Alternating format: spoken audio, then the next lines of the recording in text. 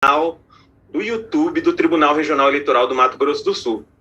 E hoje nós estamos recebendo ninguém menos que uma pessoa de extremo gabarito. Eu vou apresentar para vocês o professor doutor Rubem Flores Dapkevicius. Ele é doutor em Direito e Ciências Sociais, é advogado também, foi graduado em Direito também pela Universidade Maior de La República, em Montevideo, no Uruguai. Ele é professor de Direito Público na mesma universidade, é integrante e fundador da Associação Mundial de Justiça Constitucional, da Associação Argentina de Justiça Constitucional, da Associação Uruguaia de Direito Processual Constitucional, né? Integrante do Anuário de Direito Administrativo Uruguaio, né? É integrante e fundador do Centro de Estudos de Direito Público do Uruguai, autor de mais de 40 livros, principalmente no direito público.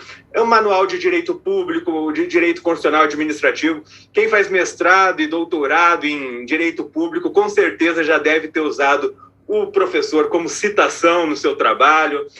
O habeas corpus e o habeas data, me lembra muito o habeas datas que eu fiz ali quando eu assessorei o desembargador João Maria Loz. Então, é uma pessoa extraordinária. E, nesse momento, eu agradeço de antemão o desembargador Pascoal Carmelo Leandro, presidente do Tribunal Regional Eleitoral do Mato Grosso do Sul, o diretor Hartwald Schmidt, pela oportunidade da gente estar aqui.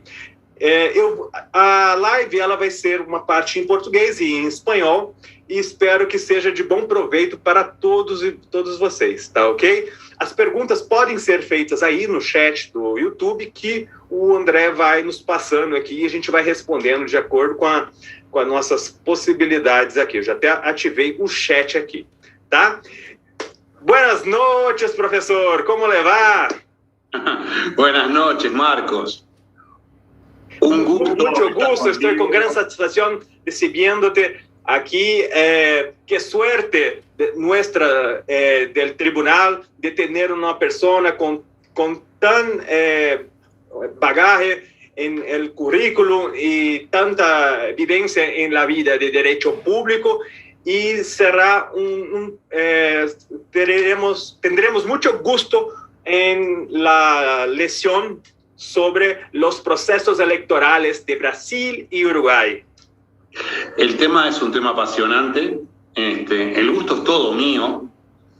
Yo te comentaba que desde cuando era niño, hace unos cuantitos años atrás, siempre me llamaba mucho la atención el tema del Mato Grosso. Es decir, Uruguay es un país pequeño y me llamaba la atención especialmente Mato Grosso y el sertán.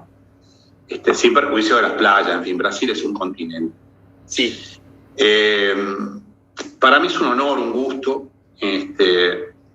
Yo a la vez voy a hablar lento, devagado, para que todos me entiendan.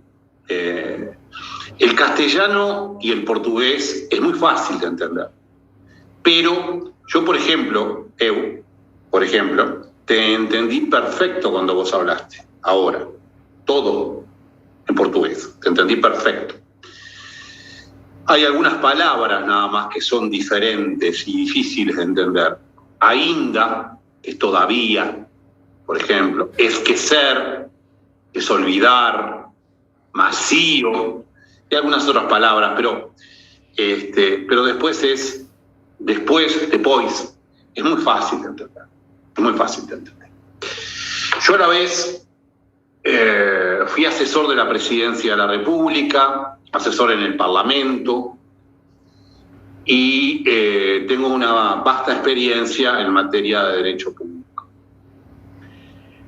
En primer lugar, corresponde que agradezca muy especialmente al Tribunal Electoral de Mato Grosso do Sul, a todos sus miembros, en especial al presidente que acabaste de mencionar,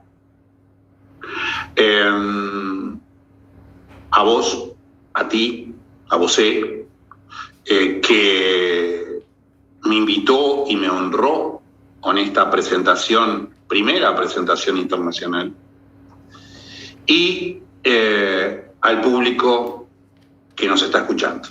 O sea, a todos ustedes que están conectados en YouTube, en vivo, y que después van a poder ver además, olear más tarde, también nuestra disertación, porque queda grabada en el canal. Así que a todos ustedes que nos vean, que nos van a ver, muchas gracias por su tiempo. Nosotros vamos a concentrarnos en los elementos más importantes del derecho electoral en Uruguay. Yo no me voy a detener en elementos de detalle, elementos muy propios de la legislación uruguaya, porque evidentemente no agregarían que estuviera 10 minutos hablando sobre un punto del derecho electoral uruguayo que tal vez a ustedes les resulte muy conocido o aburrido o fuera de lugar, porque sin perjuicio de que el derecho electoral es más o menos igual en todos lados, pueden haber elementos diferentes. El derecho electoral es un derecho fundamental, es un derecho que además hace relación con nuestros estados democráticos, con el Estado de Derecho, nada menos que con el Estado de Derecho. Yo siempre digo que cuando viene una dictadura, lo primero que hace hace 2 o 3 cosas rápido. Primero, elimina los partidos políticos. Elimina el juego de los partidos políticos. Establece un partido único o elimina los partidos políticos. Ustedes tuvieron que soportar dictaduras, nosotros también, y así sucedió. Por tal motivo, la regulación del derecho electoral, donde nosotros, en una democracia representativa o semi-representativa, por instrumentos de democracia directa, debemos tener muy especial atención en cómo se regula. Y debemos tener muy especial atención cómo se regula en estos momentos. Yo estoy contigo ahora, Marcos, un hombre joven, asesor de la Corte, del órgano máximo estadual en materia electoral, nada menos, que decide, me imagino que la elección de los gobernadores, vereadores, etcétera, etcétera, dentro del tribunal, dentro del Estado. Sabés muy bien que nos encontramos en una etapa de legal tech, de evolución continua en la tecnología. Vamos a aplicar esta tecnología, por ejemplo, en materia electoral. Ahí podemos hablar del voto electrónico. En Uruguay no hay voto electrónico. En Uruguay no hay voto electrónico.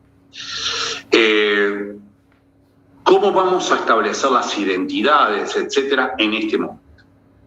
Dejo planteado el tema porque no es el tema central, pero sí tratar de ubicarnos en el momento en el que estamos. Estamos en un momento de cambio brusco, disruptivo, que rompe los modelos que estamos viviendo hasta ahora. La pandemia lo hizo y debemos estar atentos a ello. Evidentemente, al hablar de elecciones, de las formas en que se desarrollan los sistemas electorales y del derecho electoral, yo debo presentar el derecho electoral en Uruguay. En Uruguay nosotros aplicamos los sistemas electorales proporcional, mayoritario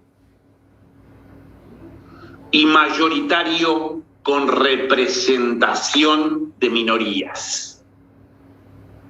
Mayoritario con representación de minorías.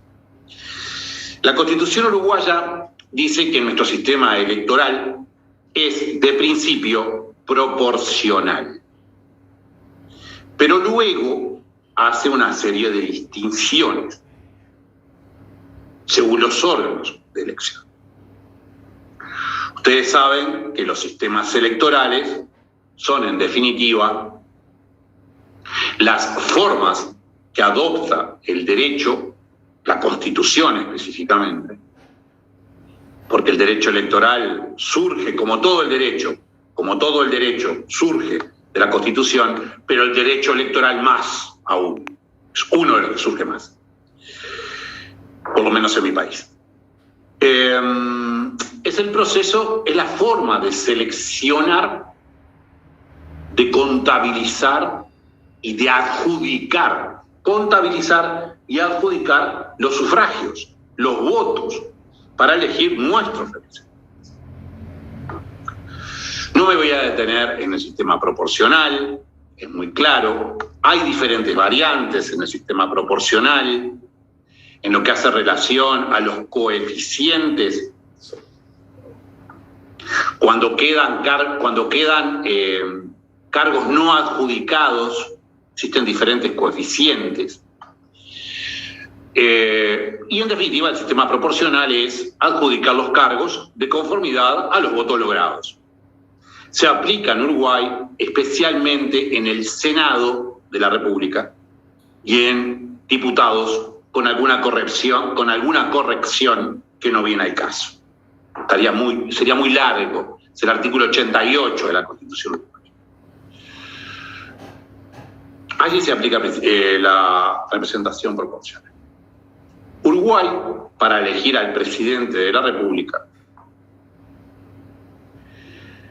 tiene un sistema de balotaje de doble vuelta y a su vez tiene elecciones internas dentro de los partidos políticos. Las previas. Las elecciones internas, las previas. Si no se entiende bien en portugués, Marcos, traducirlo tranquilo, es decir, cuando yo diga alguna palabra que tal vez no sea lo más comprensible en portugués, traducila. Todo bien. Es lo que corresponde. Yo no me voy, está todo bien. Entonces, las internas, lo que dice Marcos, las elecciones preliminares del candidato a la presidencia de la República, especialmente. Hay un candidato, uno, a la presidencia de la República por cada partido político. Hay una fórmula sola. No me voy a detener en el detalle de la elección del candidato único. Lo que importa es que ustedes sepan que en Uruguay existen elecciones previas, elecciones internas, para elegir el candidato a la presidencia de la República y a la vicepresidencia de la República, con determinadas características de detalle que no me voy a detener. Estas votaciones internas, a la vez, inciden en la confección de las listas al Senado y a diputados. Porque si la lista de Marcos, que apoya a Pedro, saca más votos que mi lista con Pedro, ¿quién va primero? En la lista general va Marcos. Es evidente. Así que las elecciones internas son importantes. Una característica de las elecciones internas previas es que no son obligatorias. Vas a votar si estimas del caso. Muy bien, elección del presidente. Primera vuelta, ya estoy con el candidato elegido. Primera vuelta entre los partidos y luego, si no se llega al 50%, se va a una segunda vuelta, un balotaje. Allí basta la mayoría simple. No hay necesidad de tener mayoría absoluta. En este sistema... Una pregunta. Es solo para mayoritaria que hay a la segunda, ¿no? Exacto. Ahí voy. Aquí también tenemos llamamos de segundo turno. En Mato Grosso no, en Brasil. En Brasil, segundo turno solo para presidente, alcalde y gobernador. Bien. Solo. Ustedes, claro, ustedes son un Estado federal. Uruguay es un Estado unitario. Nosotros, la segunda vuelta o el segundo turno solo es para el presidente de la República. Sí. Y allí se aplica el sistema electoral mayoritario. Como un elemento novedoso, me pareció por tu rostro, Marcos, nosotros tenemos un sistema para elegir a los vereadores, digamos, a los integrantes de las juntas departamentales, de los gobiernos departamentales. Uruguay es un Estado unitario, pero con circunscripciones territoriales que tienen un gobierno propio. Es unitario, no es federal, pero tienen un tipo de gobierno propio y entonces existe una cámara legislativa, por decirlo así, que es la Junta Departamental. Este sistema mayoritario con representación de minorías significa que cuando se hace la elección de estos vereadores, para decirlo así en el sistema de ustedes, tómenlo ancho el tema de vereador, tómenlo amplio el tema de vereador. Yo lo estoy comparando, no sé si es lo mismo, pero más o menos es igual. ¿Qué sucede? Se garantiza al partido político que gana la elección la mayoría. Se garantiza la mayoría. Aunque no la logre, no es un sistema proporcional. Aunque no logre la mayoría, se lleva 16 cargos de 31. Aunque no logre la mayoría, se lleva 16 cargos de 31. ¿Para qué? ¿Por qué? Para poder gobernar.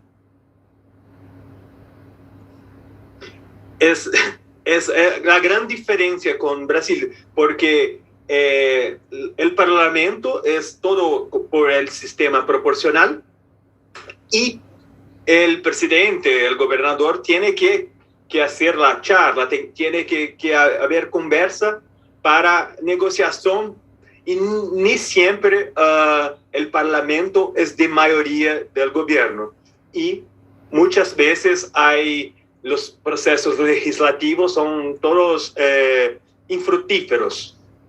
Claro, es muy claro. La mayoría.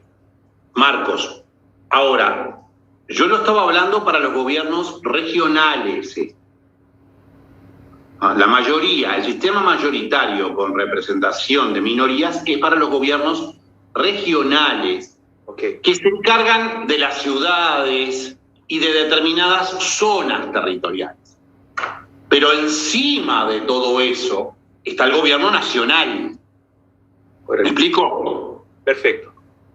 Está el gobierno nacional y por debajo, con competencias expresas, están estos gobiernos departamentales. En el Parlamento Nacional, el sistema es proporcional. Entonces, allí hay que negociar, hay que falar, hay que crear coaliciones.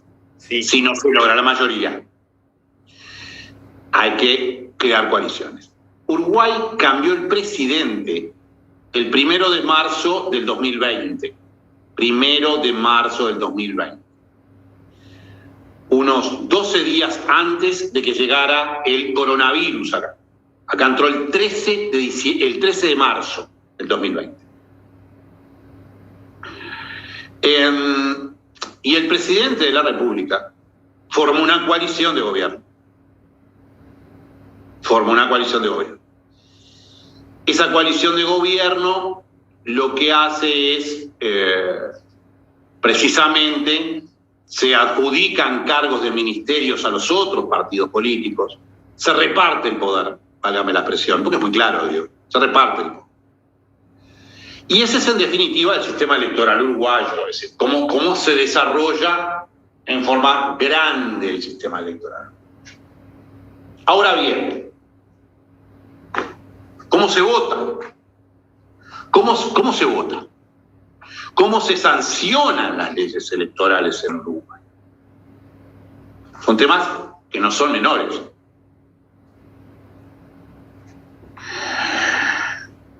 En Uruguay el voto es secreto, obligatorio. El voto es secreto y obligatorio. Y previamente debe haber una inscripción en el registro cívico que lleva la Corte Electoral uruguaya. Hay una corte, yo después voy a hablar de la Corte Electoral, que lleva la Corte Electoral uruguaya. Voto secreto, obligatorio, no para las elecciones internas, sí para las elecciones nacionales, para las que adjudican los cargos. Ahí es obligatorio. Previa inscripción en el registro. ¿Qué es lo que importa en este tema? Otro tema que importa en el tema de las votaciones en Uruguay. Uruguay no establece el voto consular, el voto de las personas que viven fuera del país. No existe el voto fuera. Uno no puede votar en la embajada, en la embajada, ¿me explico? En la embajada, en el consulado, en forma, por carta, no puede votar. Tiene que venir a votar a Uruguay. Así sucede, por ejemplo, no existe el voto consular. Así sucede, por ejemplo, con los uruguayos que viven en Brasil o que viven en Argentina, que son los países limítrofes donde hay seguramente más uruguayos. También hay en Australia, pero eso no viene al caso. Entonces, ¿qué sucede? El uruguayo que quiere votar y vive, por ejemplo, en Mato Grosso do Sul o vive en Río Grande do Sul, más cerca, tiene que venir a votar. El que vive en Buenos Aires, en Argentina, por ejemplo, Buenos Aires, o Rosario, Córdoba, donde sea, tiene que venir a votar. No hay voto consular. Eso es muy importante. Y por otro lado, en el proceso de votación, no existe, además, el voto electrónico. Acá no existe el voto electrónico. Ello por por una serie de elementos que tienen que ver precisamente con el LegalTech. El voto electrónico es excelente, por ejemplo, para las personas de edad. Las personas con capacidad diferente, los discapacitados. ¿Me explico, Marcos? Sí. Es excelente. Sí. Aquí, cuando hubo el cambio de la votación por cédula para la votación electrónica en 1996, ¿está oyendo? Sí, perfecto, hace tiempo. Hace mucho tiempo. Los servidores de la justicia electoral hubo necesidad de enseñar a las personas en las fiestas, en los parques, en las tiendas, sobre qué era la nueva forma de votación. Y hubo resistencia, pero con el pasar de los años, las personas acostumbraron con la nueva forma. Y para un país continental con millones, casi más de 200 millones de personas, es esencial para la totalización. Entonces fue esencial para evitar fraude. las formas de errores de contabilización de los votos, errores dolosos por las personas que estaban en las juntas de contaje. Entonces, fue muy bueno, pero 2 años atrás hubo el ataque, la sospecha de la totalización, y mucho por fake news como Cambridge Analytica hubo en Estados Unidos de América. Aquí en Brasil hubo muchas formas de fake news, de desinformación. Entonces, el sistema electrónico está sob sospecha hoy aquí en Brasil. Pero nosotros que somos, que conocemos, que hacemos eso, nosotros tenemos la garantía de que hay auditoría, hay la forma de contagio. Entonces, el sistema electrónico es efectivo para el suceso de la elección brasileña. Es algo que evidentemente, vos decías recién, todo cambio trae resistencia. Todo cambio trae resistencia. La realidad es que Uruguay es un país más chico, hay mucha menos gente, nosotros no tenemos selvas, no tenemos montañas, es un país plano, con una gran infraestructura en lo que tiene que ver con la comunicación, carros. Entonces no tenemos problema. Pero acá no existe el voto electrónico. Y vos sabés bien que existen 3 formas de votación: la electrónica, la común y la común digitalizada. Es decir, se puede votar en forma normal, en forma física, y luego se digitaliza o se cuenta en forma electrónica. O sea que habría un sistema híbrido: voto electrónico, voto común y voto híbrido. La cosa es que aquí no existe el voto electrónico y por el momento no vamos en camino de eso. Es un hecho. No dudo, máxime hablando con un asesor que, como tú, que en Brasil esté muy aceitado el tema, además de hace mucho tiempo.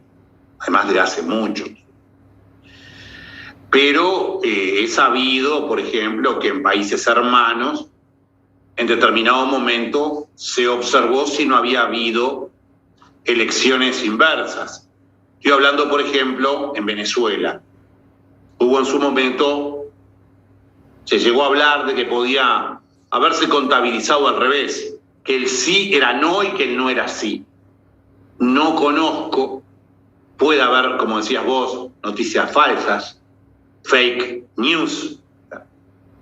La cosa es que acá no existe voto. No existe el voto consulta. Las garantías, entonces, del sufragio están establecidas claramente en la Constitución de la República. Ahora, de cualquier forma, existen leyes electorales. ¿Cómo se dictan las leyes electorales en Uruguay? Bueno, aquí es muy importante el hecho de tener presente que toda modificación a las leyes electorales puras, necesitan 2/3 del total de componentes de las cámaras del Poder Legislativo. Una mayoría amplísima, muy grande. ¿Por qué? Para garantizar que un partido político que eventualmente llegue al poder no cambie las leyes electorales. O sea que las leyes electorales en Uruguay deben surgir de un amplio consenso. Amplio consenso. 2/3 para modificar las leyes electorales. Entonces, si quisiéramos establecer, por ejemplo, el voto consular mediante ley, hay que llegar a los 2/3. Hecho bastante improbable. Porque, evidentemente, en todo lo que tiene que ver con lo electoral, está en juego el poder político. Y los partidos políticos juegan ese juego, es el sistema. Bien o mal, nos guste, no nos guste. Yo vuelvo a repetir. Los partidos políticos son esenciales en la democracia. Si desaparecen los partidos políticos, hay dictadura. Y si existe un solo partido político, hay dictadura. 2/3 para modificar las leyes electorales. Tema fundamental. ¿Cómo se organiza el sistema orgánico? ¿Cómo se organiza la estructura electoral de los órganos electorales? Presentamos los sistemas orgánicos, presentamos cómo se vota. Aquí, además, es muy importante toda la logística electoral, tanto de la Corte como de los partidos políticos. Es muy importante la logística. No sé cómo es en Mato Grosso, pero acá, por ejemplo, existen delegados partidarios en las mesas de elección. Sí. Delegados partidarios. Sí, aquí los partidos tienen representantes en la esfera nacional, con actuación en todo el país, en la esfera estadual, con actuación en todo el estado, y la esfera del municipio, con actuación solo en aquella ciudad. Entonces, la representación de los partidos son plenas. Ellos tienen que hacer el registro en TSE, en Brasilia, con actuación nacional. Puede ser la creación, necesitan de millones de apoyadores en más que 2 estados. Entonces, hay toda una formalización, hay formalidades que deben ser cumplidas por los partidos para la creación. Y la estructura es muy descentralizada. Hay una desconcentración nacional, estadual y municipal. Acá es igual en lo que tiene que ver con la cantidad de votos necesarios para constituir un partido político, la cantidad de firmas, porque lo que se trata de hacer es evitar el fraccionamiento del sistema electoral. Porque si no, es ingobernable. O sea, se busca la gobernabilidad. En ese mismo sentido, mira, es muy bueno esto que estamos hablando. Vos me pasaste un PowerPoint el otro día. Yo no hablo con PowerPoint generalmente. ¿Por qué? No estoy criticando tu posición, bajo ningún concepto. Pero esta charla que ahora estamos teniendo es muy de amigos. Es decir, vos me interrumpís. Y yo a la vez, amigo significa, vos cuando te juntás con un amigo, hablas desorganizadamente. Organizadamente, sí. Pero saltás para un lado, saltás para el otro, en fin, etc. Y ahora me hiciste acordar algo muy importante. Muy importante. Yo no lo dije. Entonces vuelvo atrás. Vuelvo, retorno, vuelto. Sí.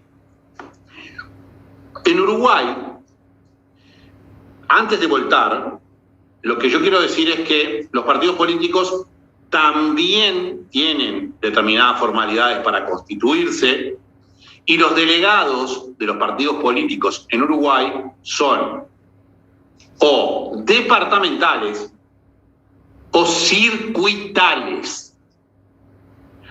Solo al circuito, pero Uruguay es mucho más chico, Marcos. Sí. Es mucho más chico. Entonces, solamente en la circunscripción departamental, Montevideo, Maldonado, donde está Punta del Este, ¿sí? Que son circunscripciones, son pedazos, válgame la expresión, de tierra, ¿sí? Entonces, los delegados están autorizados para ejercer o en todo el territorio del departamento o en un circuito determinado, en un lugar donde votás. Y existen, evidentemente, elementos para constituir los partidos políticos. No cualquiera ni con cualquier cantidad de firmas se constituye un partido político.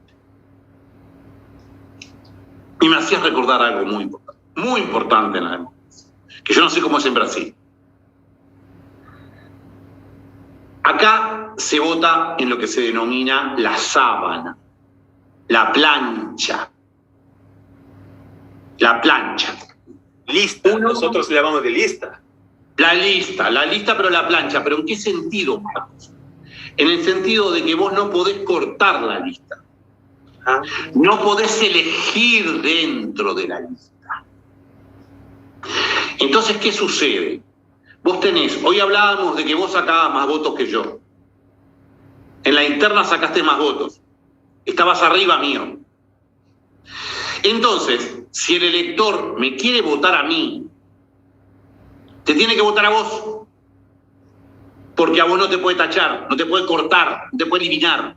Es una plancha. No es una lista abierta, ¿me explico?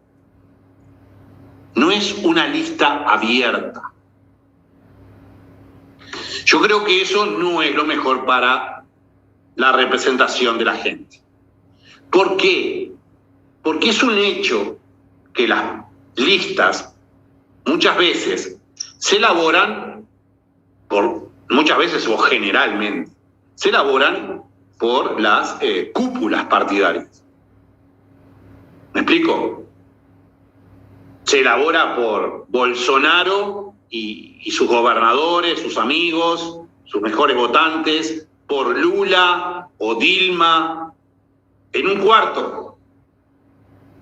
Nosotros llamamos los grandes políticos, los políticos más importantes de caciques, como de los indígenas, porque son grandes jefes de grupos. Y hay el término cacique político. Es un político con gran importancia y que hace control de muchos grupos y muchas personas en el medio político. Y eso hace que formen las listas. Y si vos no podés elegir dentro de la lista, tu libertad está coaccionada. Sí. Yo te vuelvo a repetir, en el ejemplo que di, si me quieren votar a mí, estoy debajo tuyo, te tienen que votar a vos, y a vos de repente no te quiere votar. Sí. Entonces, nuestras listas son cerradas. En Argentina se permite cortar la lista, se llama cortar, elegir dentro de la lista. Esto es muy importante en un sistema electoral. Esto es muy importante en la votación. No es algo menor.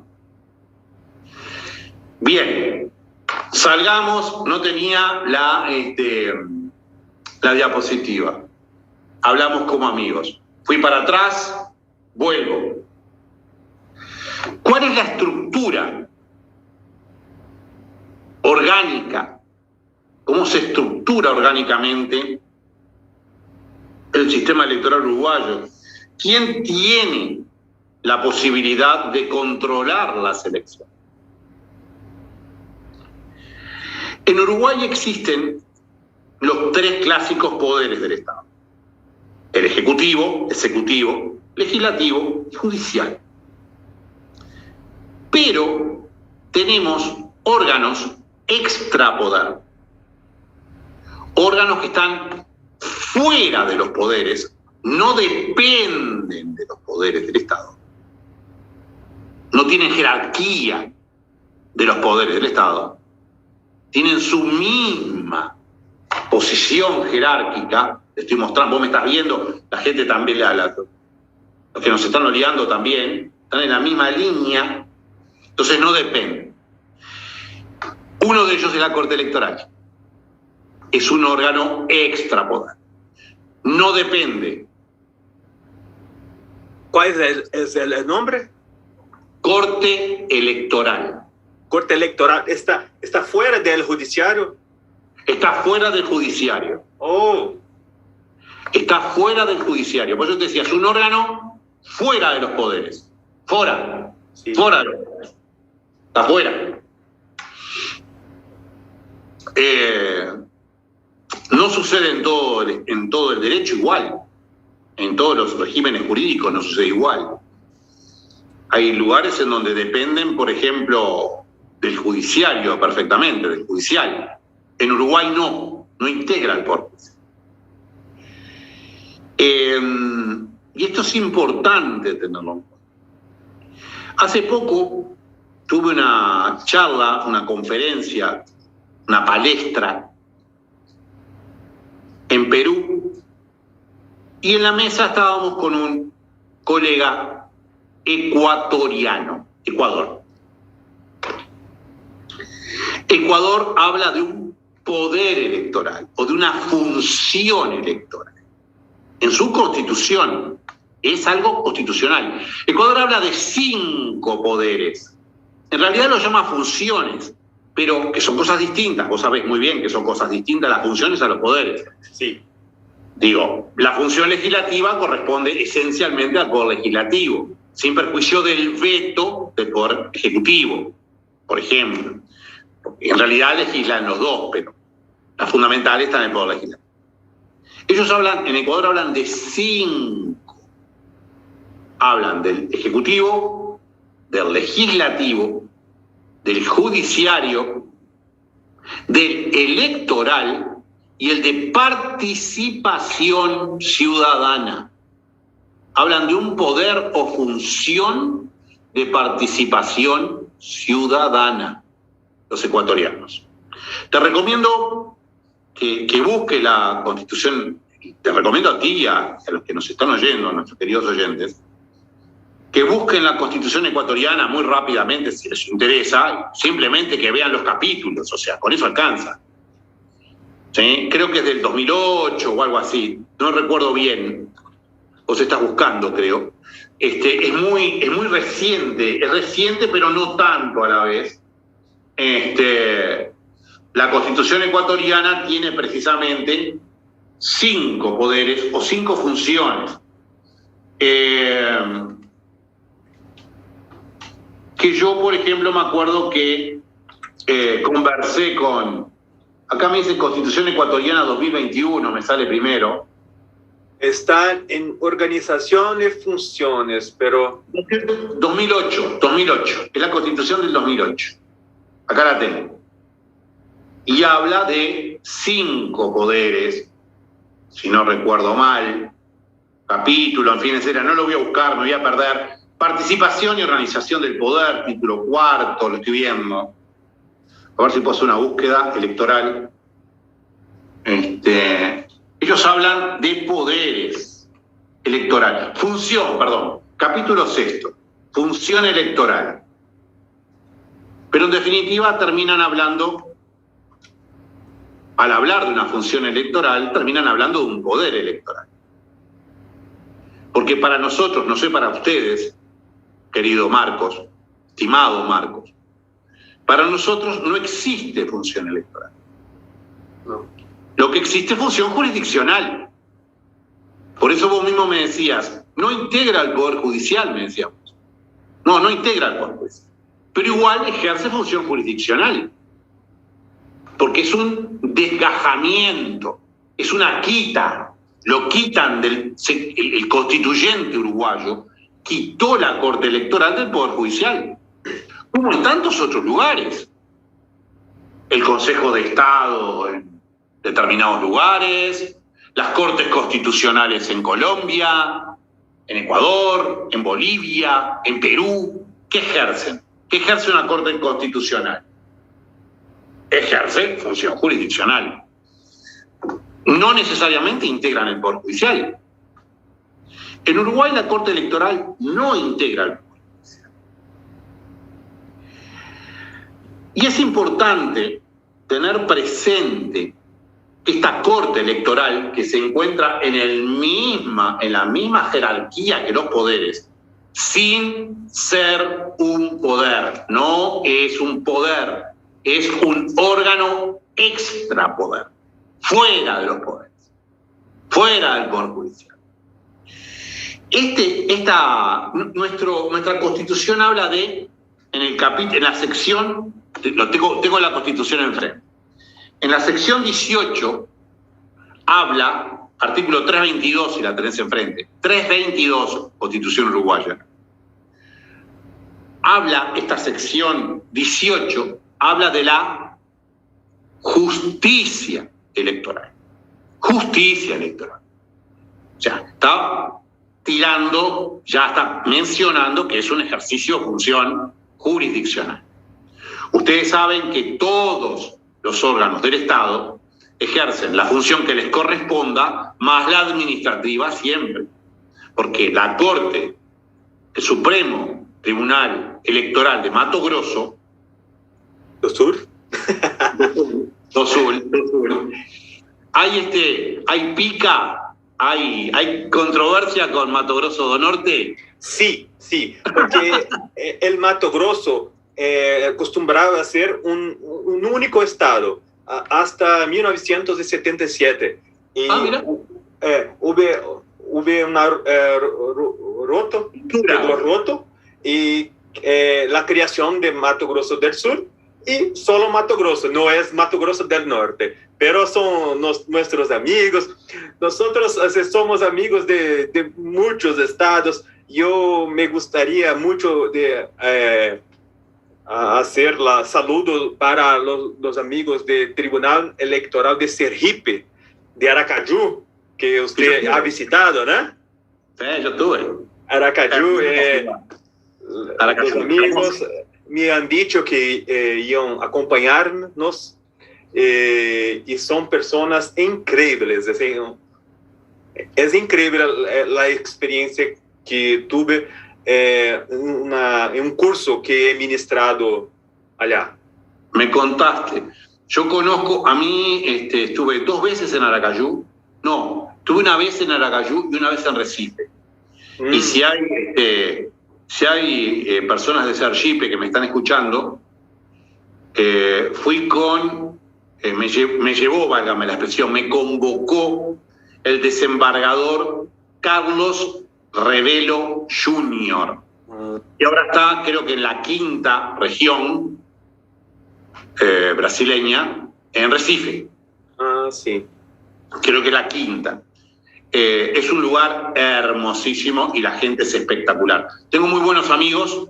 Hace poco di una palestra así, de esta forma, e-learning, o sea, e-learning sincrónico, en vivo, como estamos. Si no es e-learning asincrónico, o está grabado. Nosotros estamos en vivo. Es hermoso el lugar. Bien. Entonces, yo les decía que no sé cómo es el Mato Grosso do Sul, pero aquí es muy importante el ejercicio de la función jurisdiccional por la Corte Electoral, que se compone de determinada manera. Pero antes de olvidarme, quiero hacer mención de algo importante. Ustedes saben que la ley de amparo, traducirlo en castellano, en portugués, amparo, mandato de seguranza, mandato de seguranza. Sí. Mandato de seguranza, amparo. Sí. Tengo un libro en 4ª edición de amparo, mandato de seguranza. Entonces digo, lo conozco bien. Sí. No conozco en detalle el mandato de seguranza brasileño, pero conozco la expresión, claramente, y alguna cosa, algunos elementos fundamentales. En Uruguay, el mandato de seguranza no procede, escuchen, no procede contra todos los actos de la Corte Electoral. Oh. No hay mandato de seguridad. Marcos, inclusive no hay mandato de seguridad respecto de los actos administrativos. Si a un funcionario de la Corte, de la Suprema Corte Federal de Mato Grosso,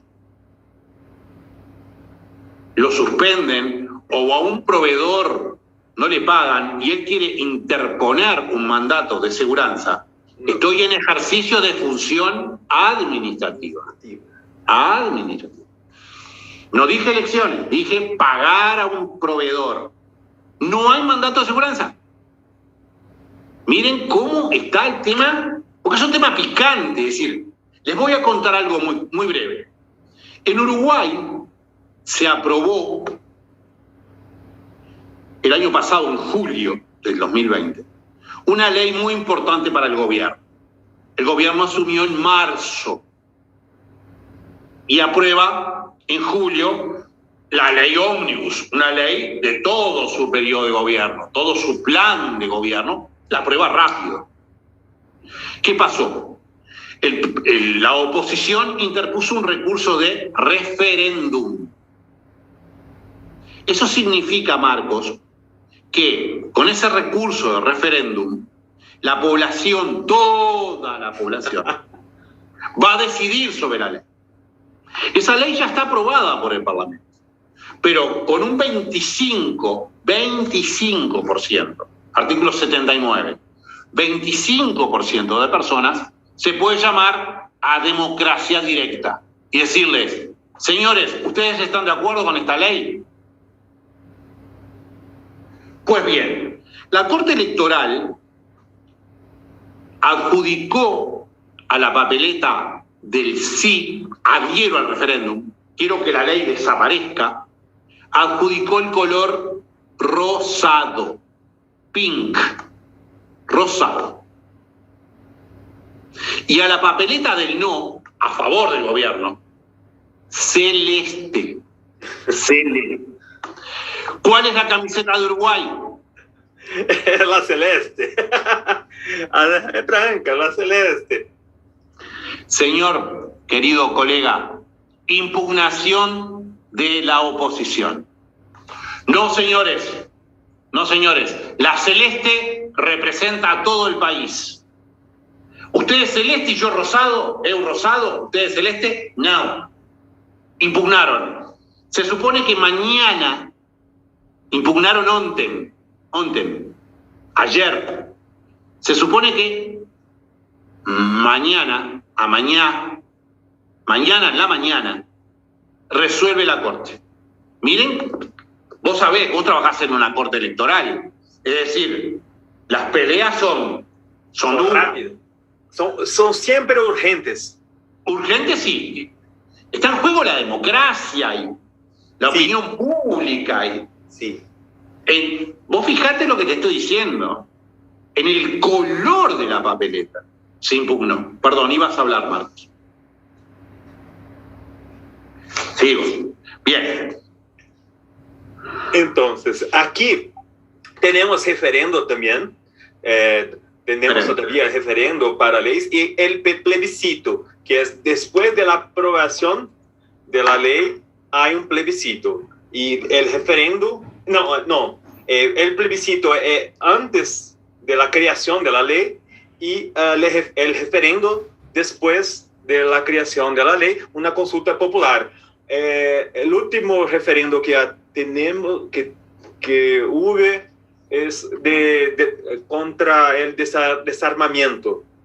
Y la población permitió el comercio de armas de fuego. Pregunta, me interesa. ¿Así que ustedes tienen un plebiscito previo a la aprobación de una ley? Sí, el plebiscito. Yo voy a hacer la búsqueda aquí, la búsqueda.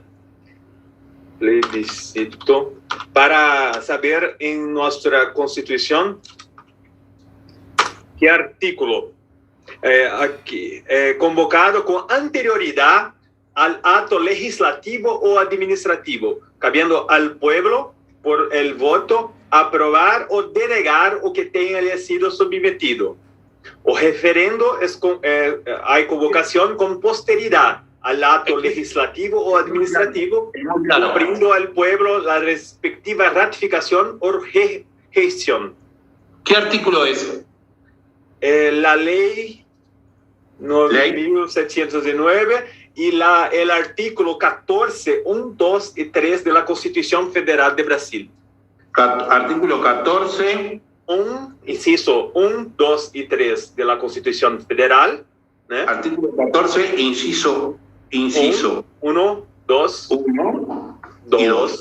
y 3. Te voy a pedir después, Marcos, vos que tenés mi mail, creo que tenés mi mail, que me mandes la Constitución Federal actualizada, sí, porque ustedes están continuamente reformándola. La reforma. Sé que podés entrar a Planalto, pero digo, a la página de Planalto, pero qué mejor que un brasileño, abogado, que está en la Corte Electoral, que me mande la Constitución. Te voy a pedir, por favor, yo sé que es continuas, las enmiendas en Brasil son continuas. Aquí, por el chat, aquí, la compilado, Constitución compilado. Mándame en el chat. Aquí. No, pero mándamelo al WhatsApp, ¿te animás? Sí, ok. Al WhatsApp, porque yo el chat después que lo cerremos ya se me va. Ok. Mándamelo al WhatsApp. Ok. Y hay la ley 9.709 que hace la regulamentación. Mándamela también si podés, por lo menos, sí, pero claro. Pero con la Constitución me alcanza, digo. Ya me diste el artículo, además, el artículo 14. Ahí llegó también. Bueno, te comento algo que es importante. Es muy interesante esta charla, cómo se dio al final. Quiero que sepan quienes nos están escuchando que nosotros no lo planificamos así, en diálogo, íbamos a hablar separados. Quiero que sepas que en Uruguay no existe una consulta previa. Lo que vos llamas referéndum en Uruguay no existe. Acá se aprueba la ley y válgame la expresión, y chau, adiós, chau. Existe el referéndum a posteriori, lo que vos llamás plebiscito. Nosotros, los uruguayos, llamamos plebiscito a la aprobación de una constitución. El referéndum es contra las leyes ya aprobadas. No existe una consulta previa. Es muy interesante la consulta previa porque es un gobierno abierto. Hay que ver cuáles son los requisitos. Eso me importa. ¿Cuántos? ¿Quién convoca? Eso lo tengo que ver. Si tenés un resumen, mándamelo también, te pido, por favor. Sí, solo para curiosidad, en 1993, yo tenía 11 años de edad, yo me acuerdo, hubo un plebiscito para los brasileños escoger, hacer la escolha de la forma de gobierno, sí, presidencialista, parlamentarista o monarquía. Mirá, te voy a contar algo. Eso. Cuando estuve en Brasil hace un tiempo atrás, tuve el gusto de conocer a Bertrand de Orleans y Braganza. El príncipe. Sí. Tuve el gusto de conocerlo. Es una persona alta, ya está en los 80 años aproximadamente, que es el eventual, bueno, evidentemente en Brasil existe un partido monárquico, que no viene al caso, pero lo conocía a Bertrand. Ustedes son muy formales, vos me hablaste de un príncipe, y nosotros somos muy republicanos. O sea, lo digo con respeto a ti y a los brasileños. Para mí, Bertrand es Bertrand. Eso.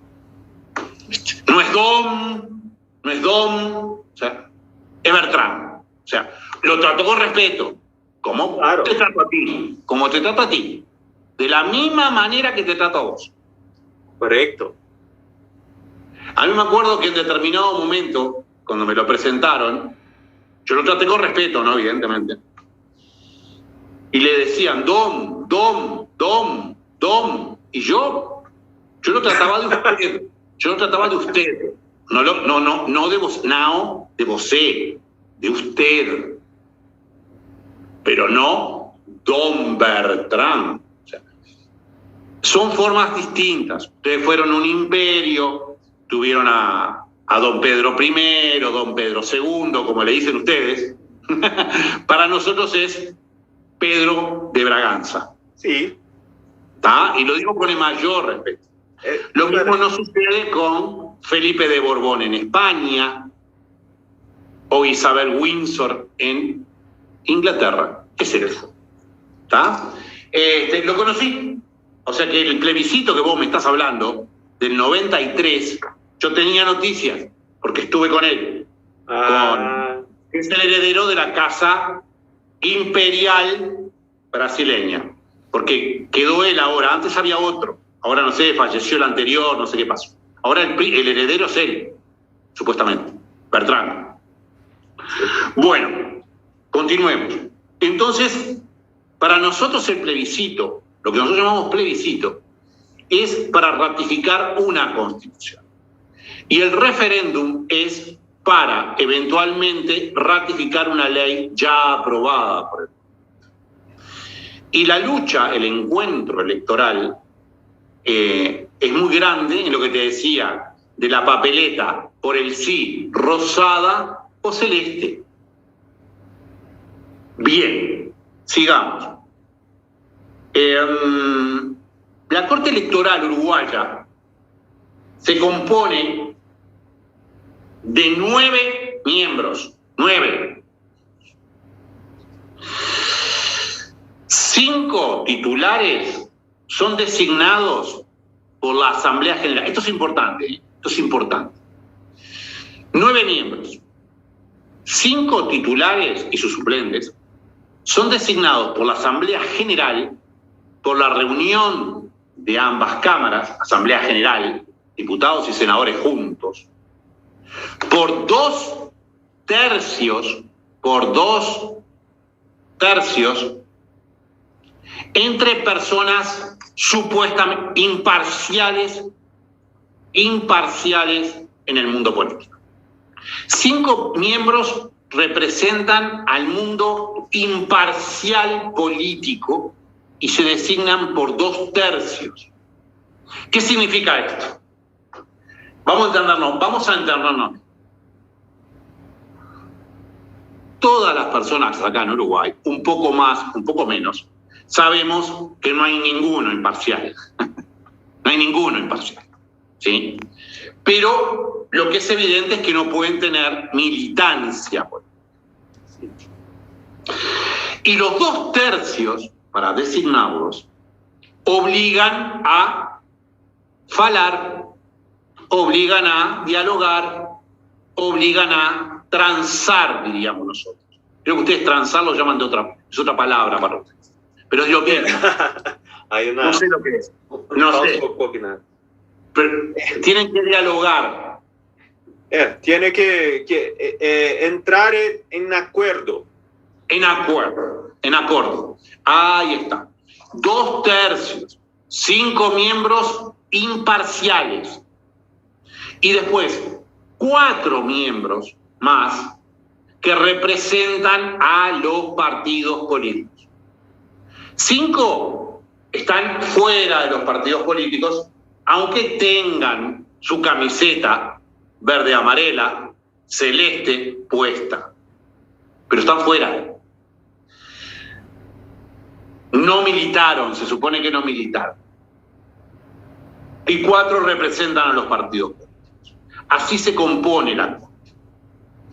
Esto es muy importante porque en Uruguay las resoluciones de la Corte Electoral uruguaya son en única instancia. Como es el jerarca, es el jerarca, no hay nadie por encima. Como es la Suprema Corte. Es lo máximo. Entonces, no se puede recurrir. Sí. 5 y 4. Los miembros de la Corte Electoral tiene determinadas competencias, pero muy breves, es el artículo 322, pero decide sobre las apelaciones, como esto de la papeleta rosada y celeste, y decide, es el juez final de las elecciones, definitiva. La Corte Electoral, además, puede anular las elecciones,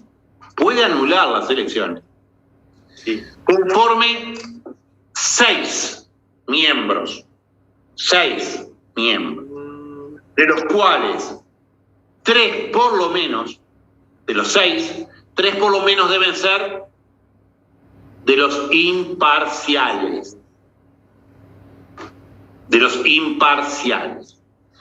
Por ejemplo, en los imparciales se puede elegir a un ex juez de la Corte de Justicia, etc. Todos sabemos que puede ser de un partido político, puede ser del partido político de Lula o del partido político de Bolsonaro, pero no tiene militancia, ¿sí?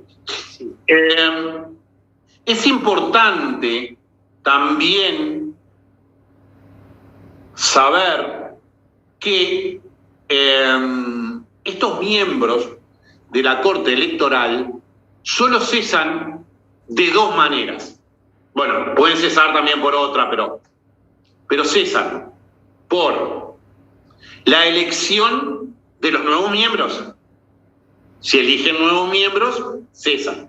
Si no eligen nuevos miembros, si no se acuerda, pueden permanecer 10 años. Y han permanecido. Pero ¿quién decide el tiempo? No hay tiempo. No hay tiempo. Es necesario el acuerdo para renovarlos. Los 2 tercios.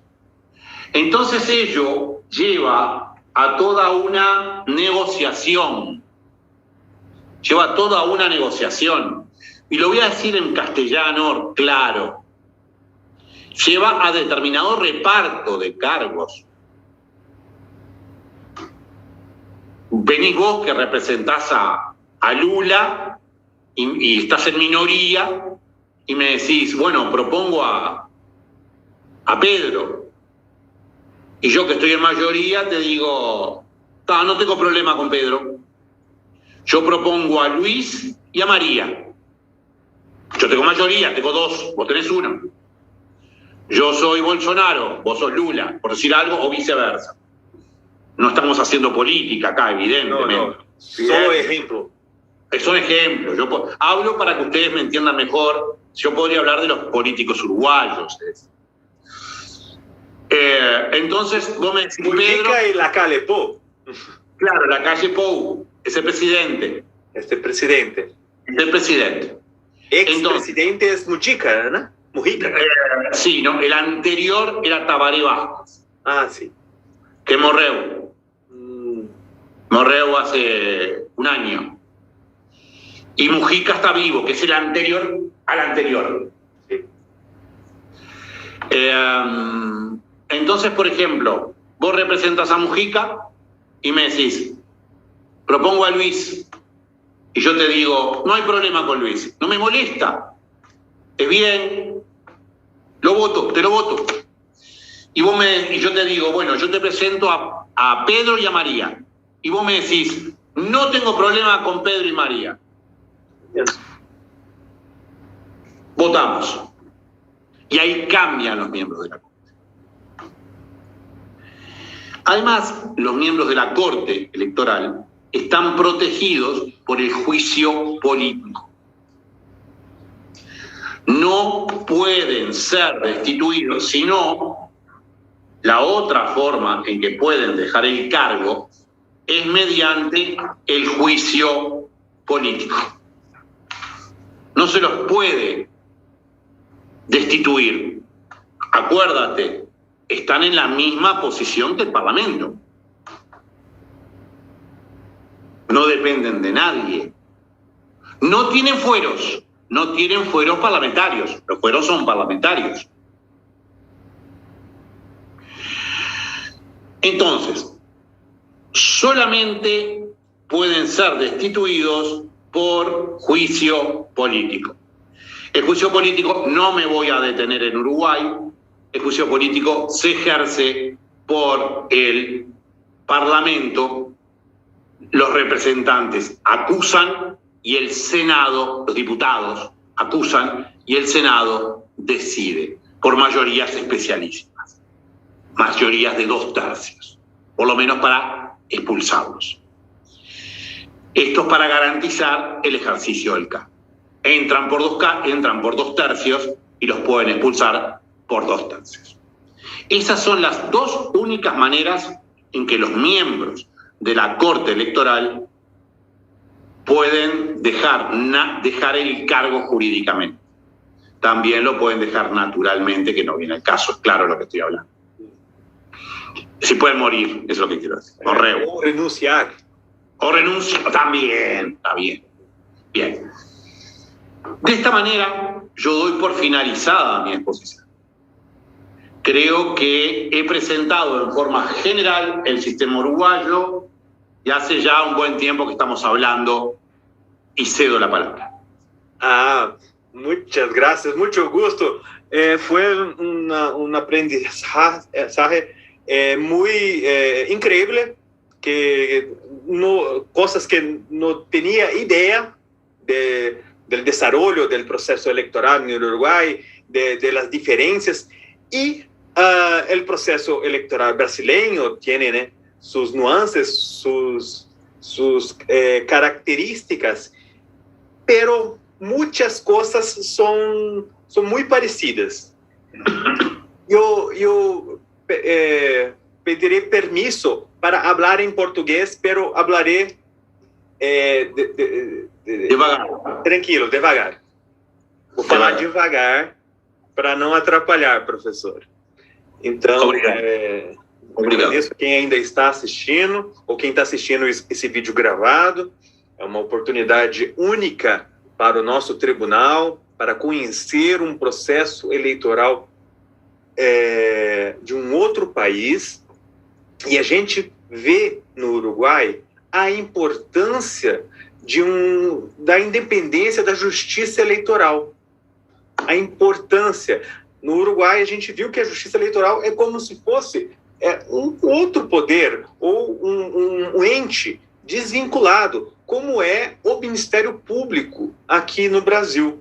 O Ministério Público, ele não está no Poder Judiciário, ele não está no Poder Executivo, ele é um ente autônomo e ele é fundamental para a existência da nossa democracia, nossa democracia, e o Ministério Público ele é fundamental para a existência do Estado brasileiro, para combater os males, a corrupção, combater os crimes. Então, a Justiça Eleitoral e o Ministério Público, eles são ligados de forma umbilical, eles são conectados de forma indissociável.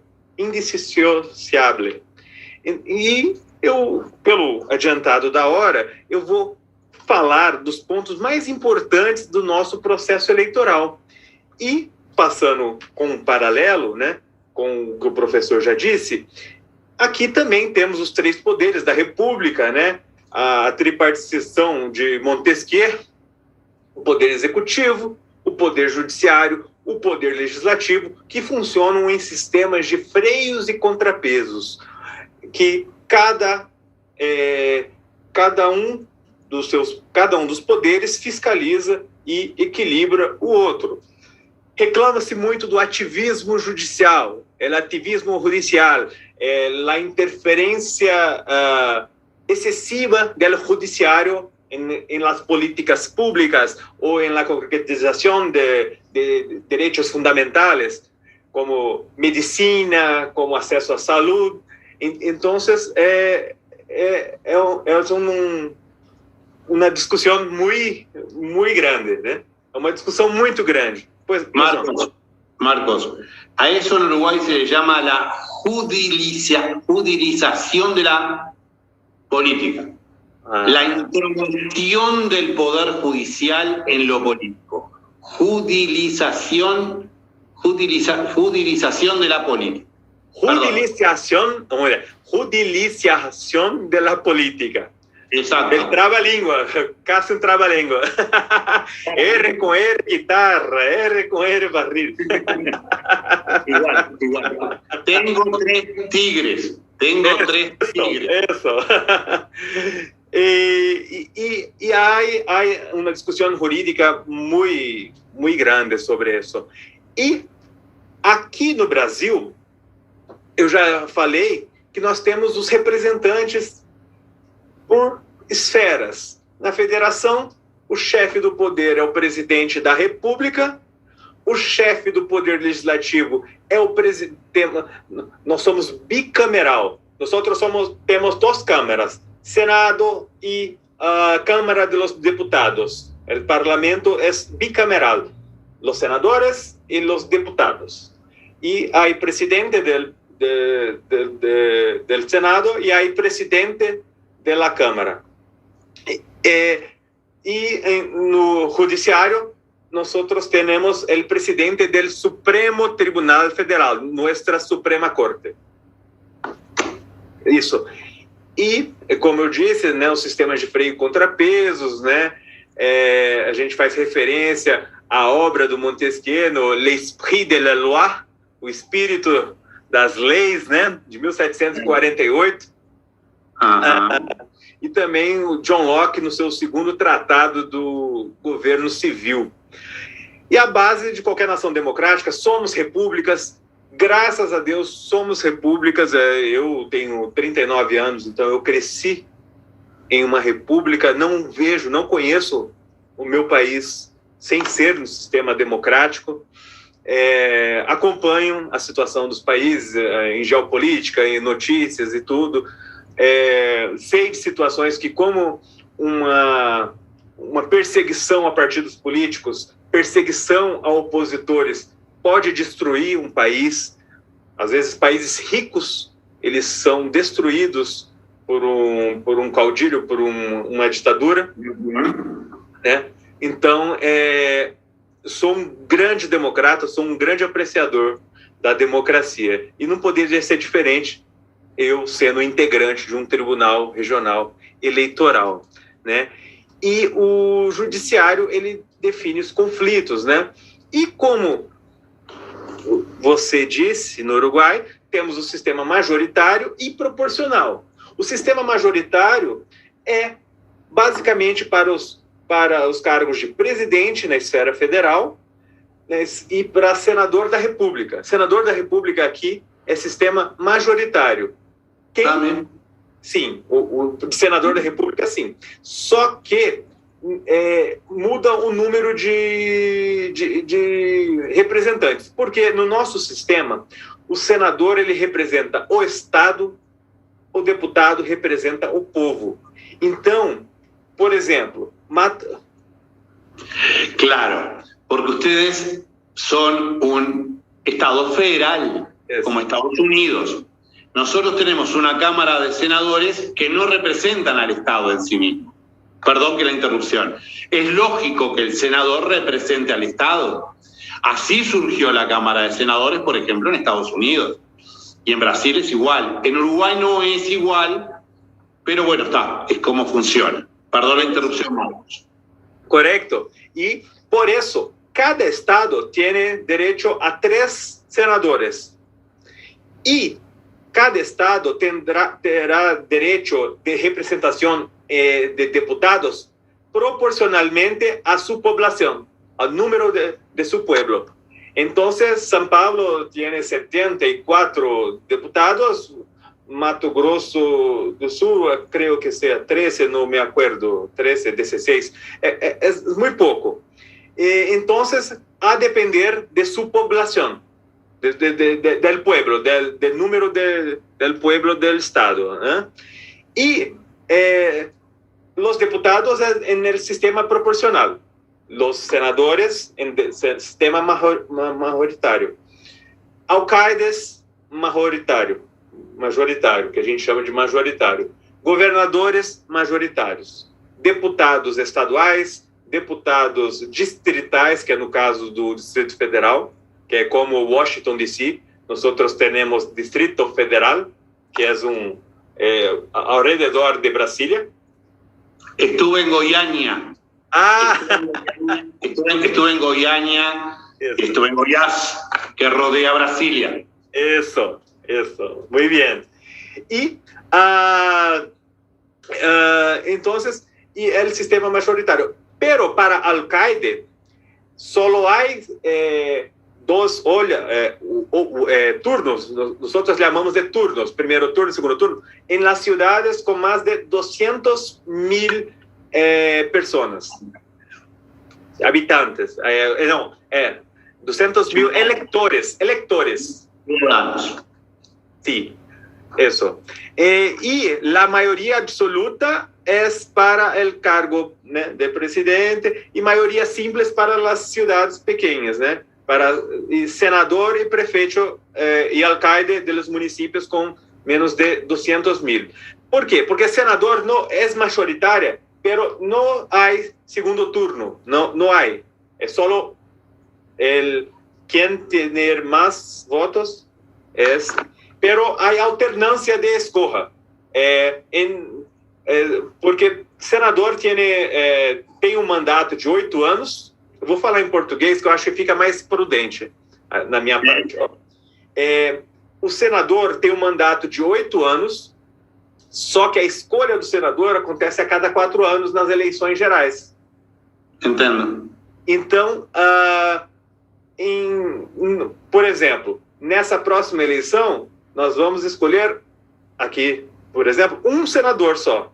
E daqui 4 anos, vamos escolher 2. Então, há uma alternância a cada 4 anos. E o mandato é de 8 anos, podendo se reeleger por mais 8, né? E o sistema proporcional, ainda que a gente não tem um sistema majoritário de minorias, como no Uruguai, no sistema proporcional, a gente tem um sistema de cálculo difícil de quociente eleitoral e de quociente partidário, justamente para poder as minorias ascenderem. Porque senão, somente a maioria ia ter. A grande crítica ao sistema, por exemplo, ao sistema distrital. O sistema distrital ele pode fazer com que sempre determinado viés político seja o escolhido. Se você escolhe nesse distrito esse candidato, nesse distrito esse candidato, pode haver um risco de representação, falta de representação das minorias. Mas existe a proposta até do ministro Luiz Roberto Barroso, presidente do nosso Tribunal Superior Eleitoral, do sistema distrital misto, né? Que é com a mitigação, que se a gente for falar aqui, a gente vai demorar mais horas. E o nosso sistema, basicamente, ele tem esse sistema, o sistema proporcional e o sistema majoritário. Temos os partidos políticos, já falei sobre a representação desses partidos políticos, né, que tem em todas as esferas, e o poder judiciário, ele é centralizado. O Supremo Tribunal Federal é a nossa Suprema Corte, e temos tribunais superiores por assunto.